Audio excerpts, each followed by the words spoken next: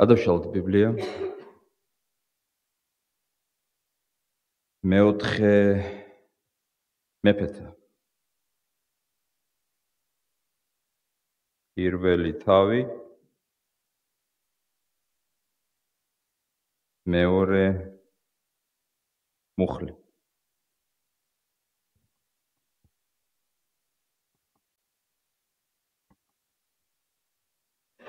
მეოთხე მეფეთა, პირველი თავი, მეორე მუხლი. კითხულობთ.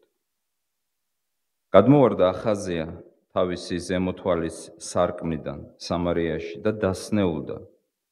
გაგზავნა მოციქულები და დააბარა წადი და დაეკითხეთ ბაალზებებს, ყეკრონის ღმერთს, მორჩები თუ არა ამ სნეულებისგან. კითხულობდი საპატრიარქო თარგმანიდან. ვილოცოთ. ღმერთო, მოწყალე მამაო, მადლობას გწირავთ. შენი სიტყვისთვის და გევედრებით, შენი სული წმიდით. მოგვანიჭერათ და ჩავწვდეთ შენს ნებას გაცხადებულ შენ სიტყვაში, იესო ქრისტეს მიერ. ამინ. იცის თუ არა ადამიანმა თავისი მომავალი? შეუძლია თუ არა ადამიანს იცოდეს თავისი მომავალი? რას ამბობს ბიბლია ამის შესახებ? აინტერესებს თუ არა ადამიანს თავისი მომავალი? აინტერესებს თუ არა რა იქნება ხვალ, ზეგ, 10 დღის შემდეგ, 10 წლის შემდეგ, 100 წლის შემდეგ? საერთოდ არის თუ არა საინტერესო მომავალი? ბიბლია ამბობს და აცხადებს, რომ არავინ იცის მომავალი გარდა ერთისა, ღმერთისა. არავინ გარდა ერთისა, ღმერთისა. ჩვენ ამ ბიბლიური მტკიცებიდან რა დასკვნა შეიძლება გამოვიტანოთ? ახაზიას, რომელიც გადმოვარდა, მეფე იყო, მაგრამ მაინც გადმოვარდა. მეფობა არ არის იმუნიტეტი და დამცველი. რაღაც შემთხვევისგან. გადმოვარდა და დასნეულდა. მას აინტერესებდა თავისი მომავლის გაგება. კერძოდ, გამოჯამრთელდებოდა თუ არა.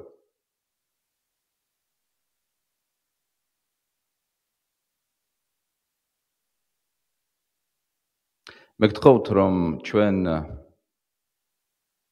მთელი გულით განვეწყოთ ღვთის სიტყვის მიმართ და რამოდენიმე წუთის განმავლობაში შევწყვიტოთ მესიჯობანი, ტელეფონში თამაშობანი და ასე შემდეგ. და პატევი მივაგოთ ჩვენს ღმერთს. მე მესმის, უამისოდ ცხოვრება აღარ შეიძლება. მაგრამ რამოდენიმე წუთის განმავლობაში იქნებ გადავდოთ გვერდზე ეს ყველაფერი და გულისყურით მოვეკიდოთ ღვთის სიტყვის სწავლებას. აქედან ყველაფერი კარგად ჩანს, თითოეულს გიყურებთ თვალებში.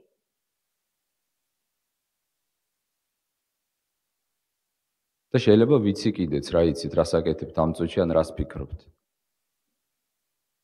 იქნებ ისიც ვიცი, ხვალ რა დაგემართებათ. თუ შეიძლება არ ვიცოდე. ბიბლია ამბობს, რომ არავინ არ იცის, არავინ არ იცის, რა იქნება მომავალში გარდა ერთისა, ღმერთისა. ეს არის ჩვენი თეზა დღევანდელი, მთავარი მტკიცება საუბრისა. როდესაც დამთავრდება ჩვენი ღვთისმსახურება და დარჩებით საკუთარ თავთან მარტო და ალბათ დაუსვამ შეკითხვას, რაზე იყო საერთოდ საუბარი?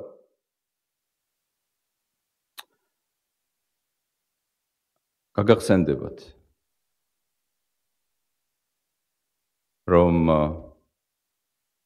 ჩვენ არ მივედმოვედეთ სხვადასხვა ამბავს და საკითხს, არამედ კონკრეტულად ჩამოვაყალიბეთ ჩვენი დღევანდელი საუბრის მთავარი თემა.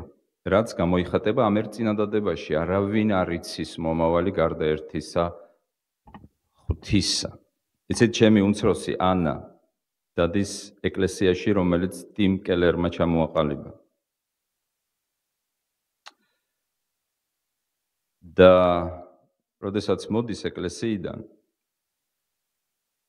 ყოველთვის მიყვება თავის შტაბ-ეჭდილებას, ქადაგებას. მართალია კელერი ცოცხალი აღარ არის, უფალთან არის, მაგრამ იგივე სულისკვეთება, იგივე მიმართება ეკლესიებში კვლავ რჩება. არაერთი ეკლესია იმ ქალაქში,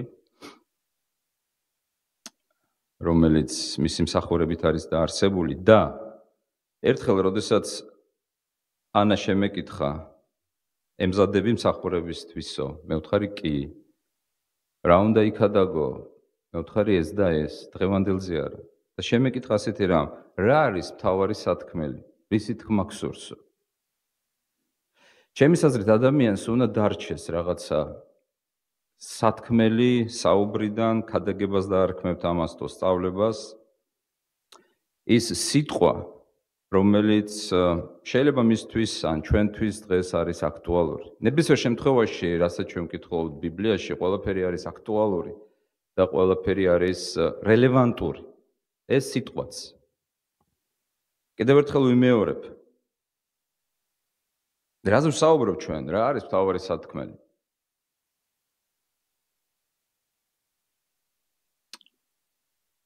არავინ არ იცის მომავალი გარდა ერთისა ღვთისა. მოდი დავსვათ ანალიტიკური შეკითხვა. და რა მერე? რა გამომდინარეობს აქედან? რა შეიძლება ჩვენ ვისწავლოთ? რა შეიძლება ჩვენ უკვე გავაკეთოთ? გადავიდეთ გამოყენებაზე. ის, რომ არავინ არ იცის არაფერი მომავალში გარდა ერთისა ღმერთისა, რა პრაქტიკულ ნაბიჯებს ჩვენში წარმოშობს. სამი რამ მინდა გითხრით. სამი რამ. პირველი. ჩვენ არ უნდა მივმართოთ სხვადასხვა შუამავლებს მომავლის გასაგებად. მეორე. დავამყაროთ იმედი ღმერთზე მომავლისთვის. და მესამე. მოვემზადოთ ახლა მომავალი ცხოვრებისთვის. რთულად ვთქვი? სამი კონკრეტული შედეგი. იმ თეზისიდან, იმ მთავარი აზრიდან გამომდინარე, ჩვენ ახლა ხამ თქვით. პირველი. არ მივმართოთ, არ უნდა მივმართოთ ყველამ ჩვენ სხვადასხვა შუამავლებს, მედიუმებს მომავლის გასაგებად. მეორე. დავამყაროთ სრული იმედი ღმერთზე ჩვენი მომავლისთვის. და არა მარტო ჩვენი ოჯახი, შვილების, მეუღლეების, ქვეყნის, წუთი სოფლის და ასე შემდეგ და მესამე. მესამე ეს არის ჩვენი დღევანდელი ცხოვრება გამოვიყენოთ, მოვემზადოთ აწმყოში მომავლისთვის. რაც შეეხება პირველ მტკიცებას. ეკლესიასტეს 10:14 ბრიყვი ბევრს ლაყბობს კონტექსტიდან მომავალზე. მაგრამ არავინ იცის რა იქნება და ვინ იტყვის რა მოხდება შემდგომ. არავინ იცის, როგორც უკვე ვთქვით, საღვთო წერილიდან გამომდინარე. არც ახაზია მიცოდა, განიკურნებოდა თუ არა, კი დაეცა, ტრამვა მიიღო. მაგრამ გაგზავნა მოციქულები უცხო ღმერთთან, ყეკრონის ღმერთთან, ბალზებებთან. ხوار იწვევს გახსენებას ეს სიტყვა, ბალზებებ. ბალზებებთან ასე წერია ჩვენს თარგმანში. ქრისტეს დროს ამ სახელს უწოდებდნენ ეშმაკს. იგივე ბუზების ღმერთს, ნეხვის ბუზების ღმერთს. ზოგი ამბობს, რომ მას ბუზის გამოსახულება ჰქონდა. ზოგი კი ამბობს, ბუზი მოჰქონდათ ან ბუზები მსხვერპლად. ის იცავდა თითქოს ადამიანებს ბუზებისგან. ეშმაკს უწოდებდნენ ბეელზებულს. ეს იყო ყეკრონის ღმერთის სახელი. ღვთისშვილმა, ისრაელიანმა, მოციქულები გააგზავნა მომავლის გასაგებად, ვისთან? ბეელზებულთან. აი რას ამბობს უფლის სიტყვა, ესაიას 44:25. ღმერთი არარაობად აქცევს სრულ წინასწარმეტყველთა ნიშნებს და ააშკარაებს მისანთა შეშლილობას. უკან ახევინებს ბრძენ და მათ ცოდნა სისულელედ აქცევს. მოსე იძლევა ძალიან მნიშვნელოვან გაფრთხილებას. ნუ მიმართავთ მესულთანეებს და მჩხიბავებს. ნუ გაუწმინდურდებით მათით. მე ვარ უფალი ღმერთი თქვენი. რას ნიშნავს ამ ტექსტში მე ვარ უფალი ღმერთი თქვენი? ანუ ნუ მიმართავთ მედიუმებს. ნუ მიმართავთ შუამავლებს მომავლის გასაგებად.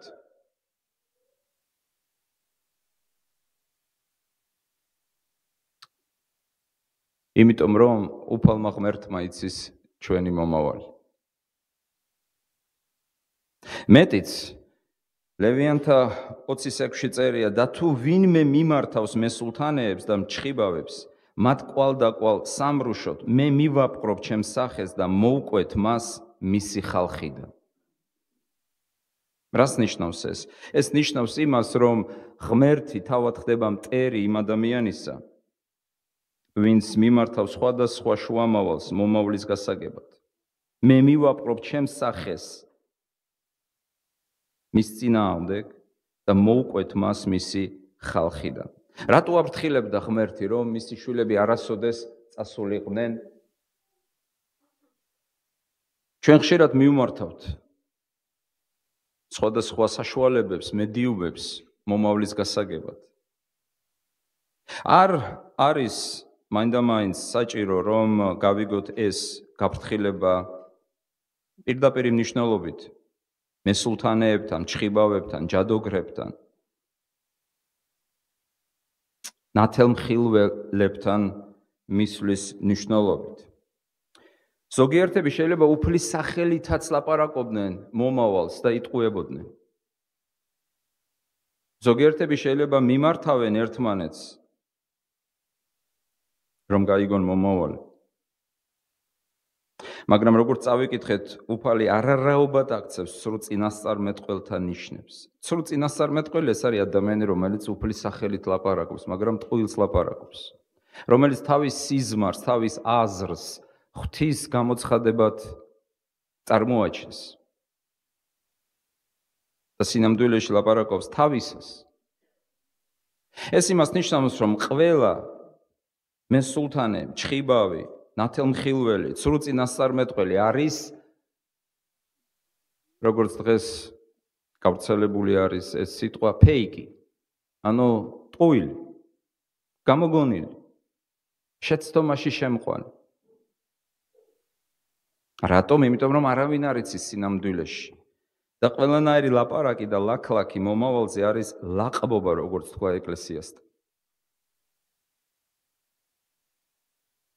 ერთხელ ვიყავი სად ვიყავი? ჩრდილოეთ გერმანიაში, ერთ-ერთ ეკლესიაში.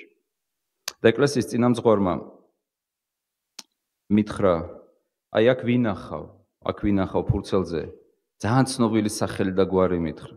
რო გითხრათ გაგიკვირდებათ. ძალიან ცნობილი საქვეყნოდ. აი აქ ვინახავ, აი ამ პიროვნების წინასწარმეტყველებას მომავალზე, რომელიც არ შესრულდაო. ხშირად ადამიანები უფლის სახელს ეკიდებიან უდიერად იმ თვალსაზრისით, რომ თავის ნაზრებს, თავის ფიქრებს, თავის სიზმრებს, წარმოდგენებს, გრძნობებს წარმოაჩენენ როგორც უფლის სიტყვას მომავალს. არა მოიყო სახელი უფლისა ღვთისა შენის ამაოსა ზედა, რომელიც ცნება მესამე. რას ნიშნავს ეს მცნება? ეს ცნება სწორედ იმას ნიშნავს, რომ ყოვლადაუშვებელია უფლის სახელით ლაპარაკი და მომავალზე წინასწარმეტყველება. ისე, რომ მას არ უთქვამს ამის შესახებ. მეორე რაც გამომდინარეობს ამ თეზისიდან, არავინ არ იცის მომავალი გარდა ერთისა ღმერთისა, არის ის, რომ ღმერთი, რომელიც ფლობს, რომელმაც იცის, რომელიც განკარგავს მომავალს, სწორედ ის უნდა გახდეს ჩვენი საყრდენი, ის უნდა გახდეს ჩვენი საიმედო, მას უნდა ვესავდეთ ჩვენ და მას უნდა მივმართავდეთ ჩვენი მომავლისთვის. ყველამ იცის ეს მუხლი ზეპირად, ბეჭდავენ, მანქანებს აწეპებენ, ეკლესიაში ჩამოკიდებენ, ტელეფონში აყენებენ. იერემიას 29:11. სადაც მართლაც საოცარი სიტყვებია ღვთისაგან. იერემიას 29:11-ში ჩვენი მომავლის შესახებ.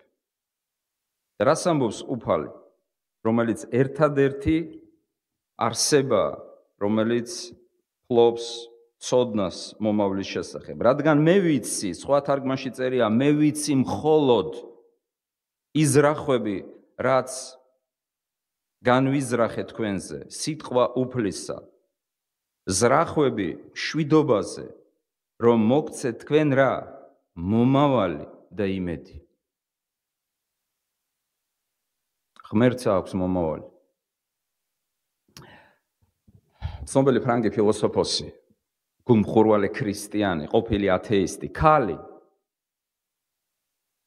სიმონ ვეი თავის ცნობილ წიგნში, რომელიც მისი სიკვდილის შემდეგ გამოქვეყნდა, ღვთის მოლოდინში, ძალიან საინტერესო განმარტებას გვთავაზობს მამაო ჩვენოს შესახებ. ის პირდაპირ განმარტავს მამაო ჩვენოს და ლაპარაკობს ქრისტიანის მომავალთან დაკავშირებით. რამდენი ვედრება მამაო ჩვენოში? საუფლო ლოცვაში რამდენი ვედრებაა ქრისტიანება? სხვადასხვა მინდა გითხრათ, რომ ადრეულ დროს ვერავინ ვერ მივიდოდა წყალთანაც კი, არავინ არ გააკარებდა წყალთან მოსანათლავად ვინმეს კათაკმეველებს. თუ არ ეცოდინებოდა პირველი მამაო ჩვენო განმარტებითად. ისე კი არა მარტო დაზუთხულად. მეორე სარწმუნოების სიმბოლო და მესამე ათიმცნება. აი ეს მინიმუმ 3 რამ თუ არ იქნებოდა შესწავლილი, გააზრებული, გავლილი მორწმუნის მიერ, რომელიც ემზადებოდა მოსანათლად, შეიძლება დღეს მოგვიჩვენოს ეს ძალიან კაცრ მოთხოვნად. ამიტომაც გრძელდებოდა ძველ დროში მომზადება 1 წელი, 2 წელი და ფიქრობ რამდენი გამონაკლისების გარეშე. მაგრამ მეორე მხრივ მთლად გამარტივება რას წარმოშობთ? იცით, დღეს ქრისტიანებს შეიძლება ეკლესიებში ვიძახი, არ ვიცოდეთ ჩვენ არც ათიმცნება, არც სარწმუნოების სიმბოლო, თითეული პოსტულატი მტკიცება ამ რწმენის სიმბოლოსი და არც მამაო ჩვენო. ხო და ვუბრუნდები ჩემ შეკითხვას, სავედრებელში, რამდენი სავედრებელია საუფლო ლოცვაში მამაო ჩვენოში? ეს როგორ უნდა ვიცოდეთ, იცი, კი არ უნდა ვითვლიდეთ. აი ჩვენ ახლა ითვლით 1-2 მამაო ჩვენო, რომელი ხარ სათეშინა, წმინდა იყავ სახელი შენი 1, მოვედინ სოფევა შენი 2. 100 არა. ავტომატურად რამდენია უნდა თქვა? გაახილა თვალები უნდა თქვა. გძინავს გაგაღვიძა ვინმე, რამდენი ვედრება მამაო ჩვენოში? 6 უნდა უთხრა. იქნებ 7-ია. 7. ყველაზე კარგი იარაღი პრობლემის გადასაწყვეტად არის დემოკრატია. მოდი ახლა გავაკეთოთ დემოკრატია. ვინ არის მომხრე, რომ საუფლო ლოცვაში არის 7 ვედრება, აწიეთ ხელი. 1. ვინ არის 1. ვინ არის მომხრე, რომ 2. ეს დაგვიანებით მომდის ეთყობა თარგმანი. ვინ არის მომხრე, რომ საუფლო ლოცვაში არის 6 ვედრება, აწიეთ ხელი. დანარჩენი საერთოდ არ მონაწილეობს 2, 3, 4. ხო ხედავთ, დემოკრატიამ გაიმარჯვა. 4-1-ის წინააღმდეგ. დავითვალოთ, მამაო ჩვენო, რომელი ხარ სათაშინა, ეს არ არის ვედრება, ეს არის შესავალი. წმიდა იყავს სახელი შენი, რამდენია ეს? 1. მერე რა არის? მოვე딘 სუფევა შენი, მესამე, იყავ ნება შენი, ვითარცა ცათაშინა ეგრეცა ქვეყანასა ზედა. მეოთხე, პური ჩვენი არსობისა მომე ჩვენ დღეს. მეხუთე, მომიმტევენ ჩვენ თანადნი ჩვენი, ვითარცა ჩვენ მიუტევებ თანამდებთა მათ ჩვენთა. და შემდეგ, დანუ შემიყვანებ ჩვენ განსაცდელს, არამედ მიხსნენ ჩვენ ბოროტისაგან. რამდენი გამოგვივიდა? 6. დემოკრატია ყოველთვის იმარჯვებს.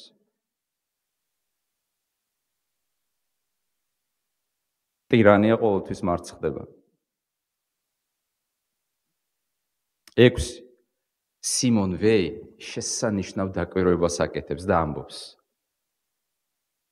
მომდევნო 3 ვედრება საუფლო ლოცვაში, ანუ ორად არის გაყოფილი 6 ვედრება, ორ ჯგუფად არის. 1, სადაც ჩვენ ღმერთზე ვლაპარაკობთ მის ნებაზე, წმინდა იყავ სახელი შენი, მოვე딘 სუფევა შენი, იყავ ნება შენი, ეს ერთი ჯგუფია, 3 ვედრება. მარი გახსოვს ჩვენ მომოვიჩვენოს, ხო? გავდიოდით. ხოლო მეორე ჯგუფი არის სულ მე, ჩვენ. პირველ ჯგუფში არის სულ შენ, ღმერთო, შენ. მეორე ჯგუფი 3 ვედრება, ამიტომაა დაყოფილი 6 ვედრება ორ ჯგუფად. პირველ ჯგუფში შენი ნება, შენი სუფევა, შენი სახელი. შემდეგ ჯგუფში 3 ვედრება, პური ჩვენი არსობისა. მომიტევე ჩვენ თანანადებნი ჩვენი, ნუ შემიყვანებ ჩვენ განსაცდელსა. აქ სულ ჩვენ არის, პირველში სულ შენ არის. სიმონ ვეი ამბობს, შეხედეთ აი ამ 3 ვედრებას მეორე ჯგუფისა. ის დაკავშირებულია დროის სამონაკვეთთან. დრო შედგება 3 ნაწილისგან, ხო? აქ დემოკრატია ხო არ გჭირდება? წარსული, აწმყო და მომავალი. შეხედეთ. წარსული, აწმყო, მომავალი. ვეი ამბობს, დაწყობილია 3 ვედრებაში აი ამგვარად, აწმყო, პური ჩვენი არსობისა მომე ჩვენ გუშინ. დღეს. აწმყოა დღეს. ახლა მომე, ახლა მჭირდება. ხვალზე არ მჭირდება. დღეს მჭირდება პური. რა არის პური? პური არის ყველაფერი, რაც ადამიანს სჭირდება საარსებოდ. კარგი მეზობლები, ჯანმრთელობა, კარგი ურთიერთობები, კარგი სამსახური. ეს დიდი გერმანელი რეფორმატორის განმარტებას გთავაზობთ მცირე კატეხიზმოდან. პური არის ყველაფერი აბსოლუტურად. რაც შენ გჭირდება რომ იარსებო, ტანსაცმელი, კარგი ხელისუფლება, კარგი ქვეყანა, ყველაფერი, აი ის არის შენი პური. პრაქტიკულად ჩვენ, როდესაც ვთხოვთ პური მომეციო, ამას ვთხოვთ. შეიძლება გაუაზრებლად, მაგრამ მაინც ვთხოვთ. შეხედეთ, ვეინი ამბობს, აწმყო, შემდეგ წარსულიო. მომიტევენ ჩვენ თანანადებნი ჩვენი, ანუ ჩვენი ცოდვები, რომლებიც უკვე ჩავიდინეთ, ეს არის წარსული. მაგრამ არის აქ მომავალი თუ არა? აწმყო, წარსული, სად არის მომავალი? და ნუ შემიყვანებ, რომელი დროა? მომავალში დამიცავი, რომ არ ჩავარდე განსაცდელში. რატომ? იმიტომ რომ არავინ არ იცის მომავალი გარდა ღვთისა. არავინ არ იცის რომელი კუთხიდან გადაგეღობება ეშმაკი. უბრალოდ არ იცი. ერთხელ ერთი კაცი მივიდა პასტორთან და ეუბნება, როდის მოვინანიო? როდესაც სიცოცხლეს დაასრულებ, სიკვდილის წინ შენი სიცოცხლის უკანასკნელ დღესო. კარგი პასუხია რა? გაუკვირდა. ასეთ პასუხს არ ელოდებოდა. როდის მოვინანიო? ჯერ იცხოვრე, ილაღე. აი როცა დაასრულებ, როცა იცი რომ უნდა გადახვიდე მომავალში, მაშინ მოინანიო. იცი რა უთხრა? ჭკვიანი ადამიანი ყოფილა. რო არ ვიციო ეს ბოლო დღე როდისაო, ხო და მაშინ დღეს მოინანიო. შენ ხო არ იცი ეს დღე როდის დადგებაო. ამიტომაც მომავალი ჩადებულია საუფლო ლოცვაში. საერთოდ საუფლო ლოცვა ეს არის, როგორც ტერტულიანე ამბობს, მთელი სახარების შეჯამება. მთელი სახარების შეჯამება. სადაც ჩამოყალიბებულია მთლიანად სწავლება.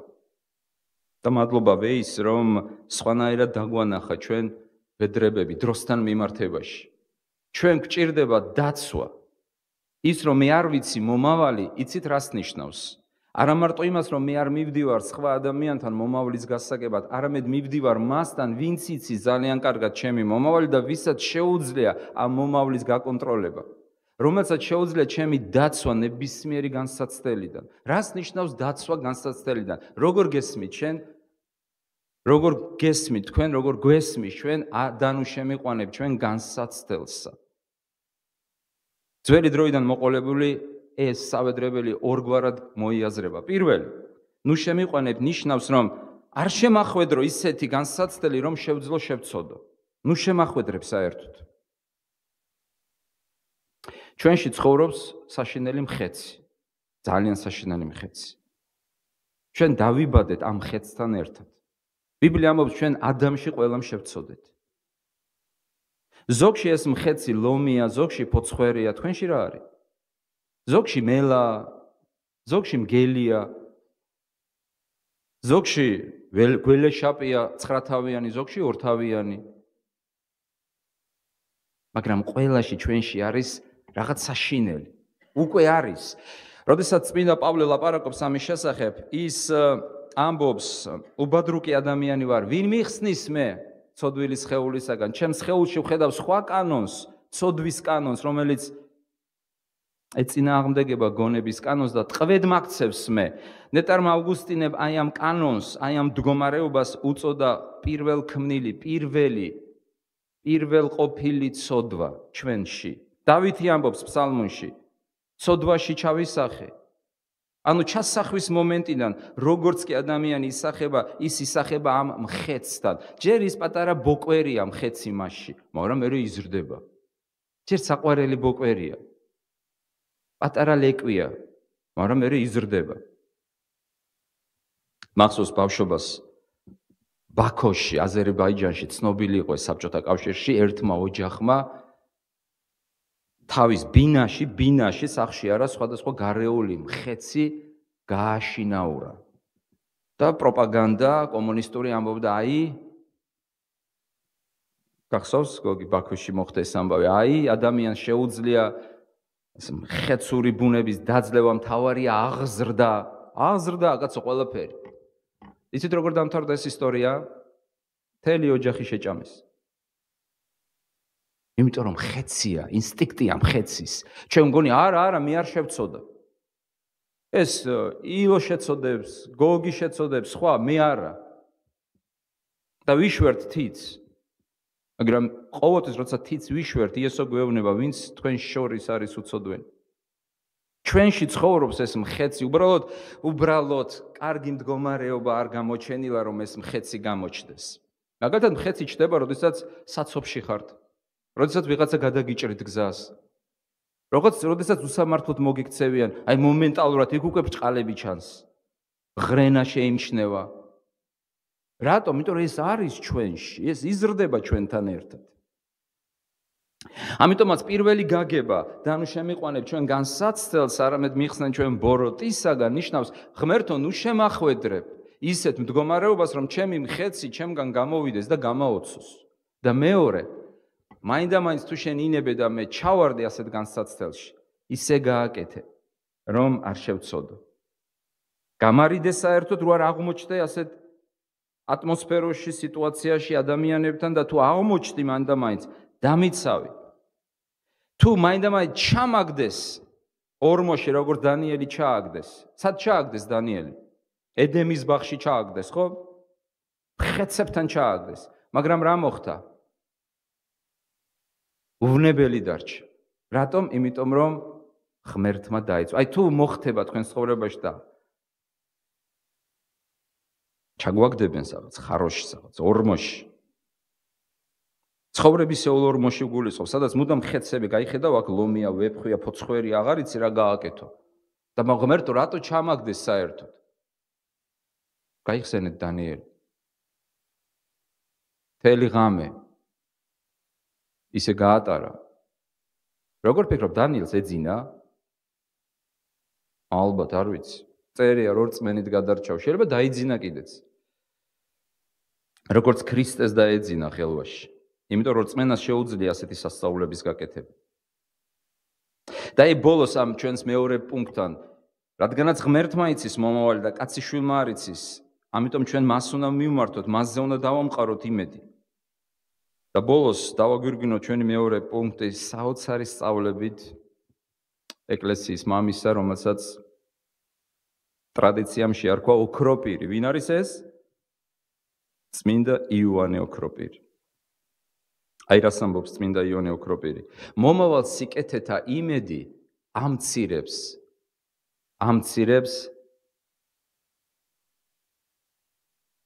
დღევანდელ სირთულეებს. მომავალ სიკეთეთა იმედი ამცირებს აწმყოში დღევანდელ დროში გადატანილ სირთულეებს, ტანჯვებს და უბედურებებს. არანაირად არ შეიძლება დავეთანხმოთ ბიტლზებს. თქვენ იცით, რომ თუმცა ეს ცალკე ჩაწერა ლენონმა, მისი ცნობილი სიმღერა ამ ალბომს ამ სიმღერის სახელიც დაერქვა. Imagine. წარმოიდგინე, რომ არ არის ზეცა, წარმოიდგინე, რომ არ არის ჯოჯოხეთი. რა კარგი ცხოვრება იქნება პირიქით. ბიბლია სულ სხვა ლენონისგან განსხვავებით სულ სხვა პერსპექტივას გვთავაზობს. წარმოიდგინე მომავალში ღვთისაგან რა გელოდება.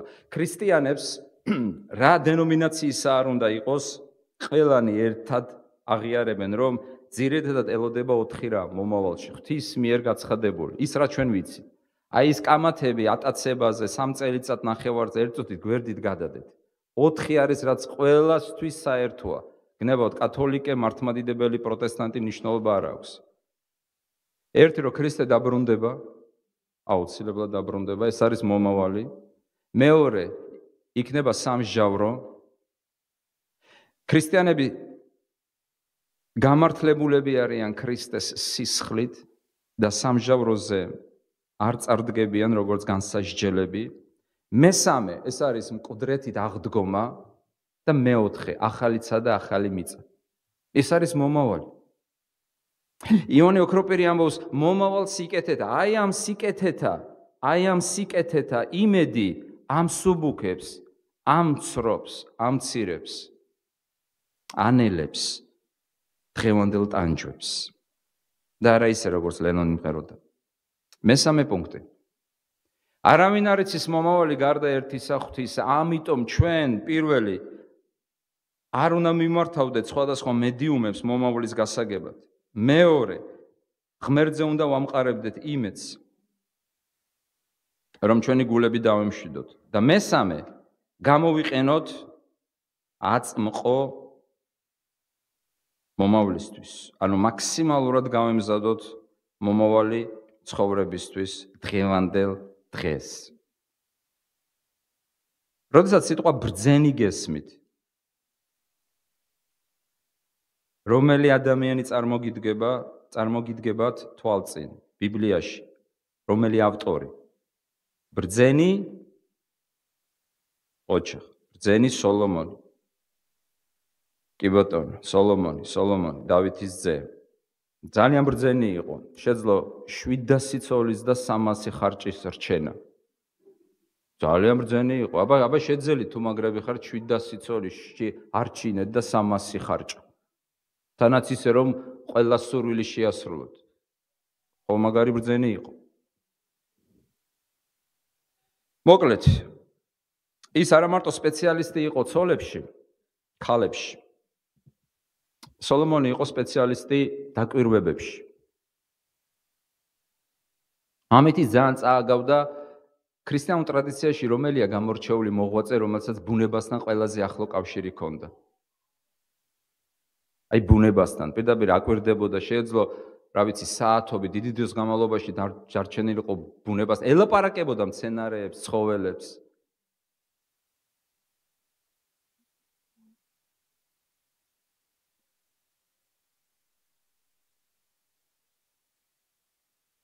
წმინდა ფრანჩესკო. ფრანცისკ ასიზელი.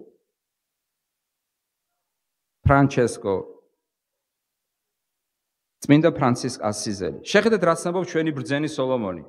მე-6 თავი იგავების წიგნი. წადი ჭიანჭველებთან. სად წავიდე? სადმა წავიდე? აი, ძველი აღთქმის ფრანჩესკოა. წადი ჭიანჭველებთან. რატომ? ღვთის ქმნილებელნი არიან ჭიანჭველები.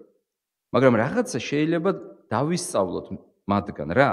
წადი ჭიანჭველასთან ზარმაცო. ჩვენ ყველანი ზარმაცები ვართ ბუნებით. ნახე მისი გზები და დაბრძენდი. არ ყავს მას არც უფროსი, არც ზედამხედველი, არც ბატონი, ქიზიყელები ყოფილან. იმზადებს ზაფხულში თავის პურს, აგროვებს მკის დროს საზრდოს. რა არის სიბრძნე ჭიანჭველის? ჭიანჭველის სიბრძნე რა არის? ის იყენებს ახლანდელ დროს მომავლისთვის. ის ემზადება მომავლისთვის. გამოცხადების წიგნში ხაზგასმულია პატარძლის ერთ-ერთი თვისება. იცით რა არის ეს თვისება? ის მოემზადა თავისი საქმროსთვის.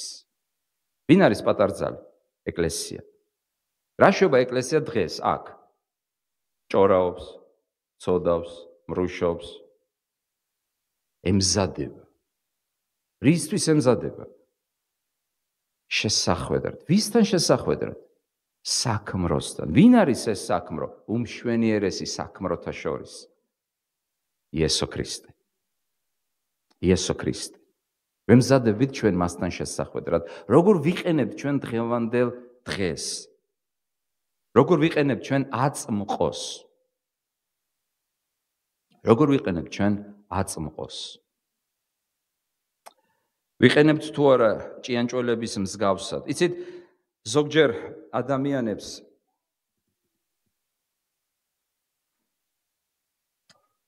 ასეთი წარმოდგენა აქვს, აი თუ მასწავლებელთან ვივლი, მაშინ ვისწავლი. ძირითადად აქ მუშაობს პრინციპი, რომ აი მასწავლებელთან მაინც უნდა ვიარო და ის გამომკითხავს, მაინც ვალდებული ვარ, ფული უნდა გადავუხადო, დამტუქსავს და ასე შემდეგ. შეხედეთ ჭიანჭველებს, არ ყავთ რეპეტიტორები, არ ყავთ უფროსები, არავინ არ ყავთ, მაგრამ მათ აქვთ სიბრძნე, იციან რომ მომავალი დღე დადგება. მომავალი დღე დადგება. ერთხელ დანდიში ყოფნის დროს, ეს შოტლანდიის ქალაქია, ერთ-ერთ სემინარზე იქ ადაგებდა სინკლერ ფერგუსონი, ცნობილი ღვთისმეტყველი. ერთი ადამიანი გავიცანი. თუ იცით ასეთი საიტი reformed.org.ua. ძალიან საინტერესო და კარგი მასალები იბეჭდება იქ. სერიოზული, აკადემიური. კატეხიზმოები, აღსარებლობები, წიგნები და ისე ლაპარაკობდა ეს ადამიანი ინგლისურად, რომ შევეკითხე, დადიოდი მეთქი მასწავლებელთან ასე კარგად რო ლაპარაკობ მეთქი. თანაც მან იცის აგრეთვე ჰოლანდიური, იმიტომ რომ თარგმნის პირდაპირ, ჰოლანდიაში სწავლობდა. ანუ ორ ენას ფლობდა, აი როგორც წყალს. იცი რა მითხრა ვარლამ? რა მასწავლებელი, რის მასწავლებელი? აი ფული არ მქონდა, საჭმელი მეყიდა. ეს ყველაფერი ჩემით ვისწავლე. როგორ მეთქი შენ კი მასწავლებლის გარეშე. ეს დღეს არაფერს არ ნიშნავს. უმრავი ადამიანი მე მსმენია რომ ერთმა საერთოდ კორეული ენა ისწავლა პირდაპირ ისე რომ მასწავლებელთან არ უვლია. რა არის ჭიანჭველას სიბრძნე? ჭიანჭველას სიბრძნე არის წინაღუდგეს ყოველგვარ სიზარმაცეს. რას ნიშნავს დღეს ზარმაცი ადამიანი? ზარმაცი ადამიანი არის ის ადამიანი, რომელიც ახლანდელს არ იყენებს მომავლისთვის, არ ემზადება საქმროს შესახვედრად. წარმოგიდგენიათ ასეთი ქორწილი, მოვიდა სიძე და სად არის პატარძალი? არ ვიცი, რაღაცა არის, რაღაცას აკეთებს. არც შაუცვია, არც გამზადებულა. ხო წარმოუდგენელია ეს.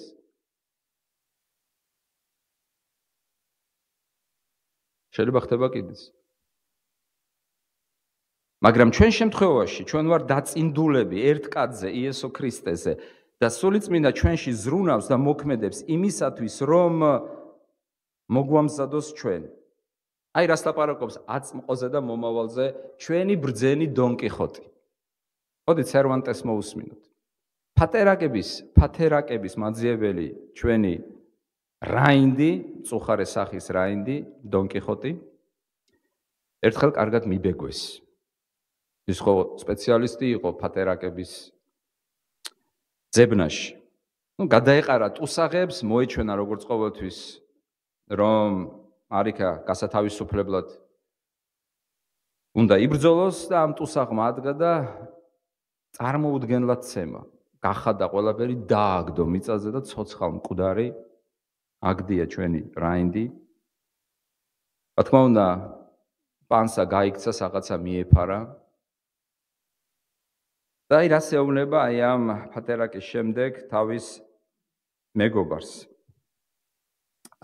მოდით სიტყვასიტყვით წავეკითხოთ. ამ სამწუხარო მდგომარეობაში რომ იყვნენ, დონ კიხოტმა უთხრა თავის საჭურველთ მტვირთველს, ეს სანჩო პანსაა. მაგარი ძალიან ძლიერი საჭურველ მტვირთველი ყავდა. ბევრჯერ მსმენია და ტყუილადაც არ არის ნათქვამი, სანჩო, გინდა უმაქნისისთვის გიქნია სიკეთე და გინდა ზღვაში წყალი ჩაგისხამსო. კარგი გამონათქვამია რა, კარგი სიბრძნეა. ანუ ზარმაცი ადამიანისათვის სიკეთეს რო აკეთებ, იგივეა რომ ზღვაში წყალს ასხამ. შემდეგ შეხედეთ. შენთვის რომ დამეჯერებინა, ჭკვიანი კაცი ვის შეცდომებზე სწავლობს? სხვის. შეხედეთ რას ეუბნება რაინდი? შენთვის რომ დამეჯერებია, ამ უსიამოვნობას ხომ ავწდებოდი, მაგრამ რაღაც უშველი. იზღა დაგვრჩენია, თავი მოთფინებას მივცეთ და ვეცადოთ აწმყო, რასაც დღეს ვლაპარაკობთ ჩვენ, რასაც ბიბლია ამბობს, აწმყო ახლანდელი დრო მომავლისთვის სასარგებლო გაკვეთილად მოვიხმაროთ. მოვიხმართ თუ არა ჩვენ აწმყოს, როგორც მაგალითს მომავალი ცხოვრებისთვის. ეს არის შეკითხვა. და ბოლოს, როგორც შეჯამება.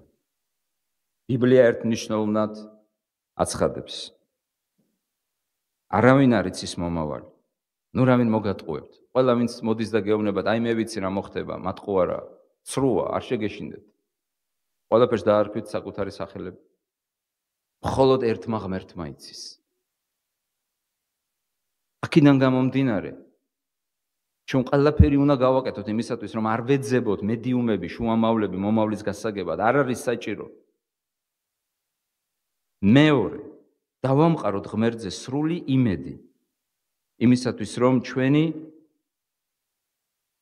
მომავალი იყოს საუკეთესო და მესამე, მოვემზადოთ ახლა მომავალთან შესახვედრად. და ამას შევძლებთ, იცით რატომ? იმიტომ რომ ერთადერთი ამ მიწაზე მცხოვრები, რომელმაც აბსოლუტურად ყველაფერი იცოდა მომავალზე, ეს იყო ხორცშესხმული ღმერთი იესო ქრისტე. თქვენ არ გაოცებთ სახარებებში, რომ ამბობს, ასე მოხდება, ასე მომკლავენ, ასე მიზამენ, მერე მესამე დღეს გავცოცხლდები. როგორ ლაპარაკობს ამას? საიდან იცის? მან ყველაფერი იცის. მან იცის ჩვენ შესახებ. და იცით მან რა გააკეთა, რომ ჩვენი მომავალი იყოს საუკეთესო? საკუთარი თავი გაიღო ჩვენთვის. საკუთარი სიცოცხლე შეწირა ჩვენ ნაცვლად. საკუთარი ცოდვები, სნეულებები, უბედურებები, წყევლები, სიღარიბე, სიღატაკე, ყველაფერი, რასაც ჩვენ ვიმსახურებდით, იმ ხეცის გამო, რაც ჩვენში არის და რომელიც ავლენს თავს, ჩვენი ცოდვების გამო, მან საკუთარ თავზე იწვნია ღვთის რისხვის ქარტეხილი, იმისათვის, რომ ქრისტეში ჩვენ ვქონოდა მომავალი და იმედი. ვილოცეთ.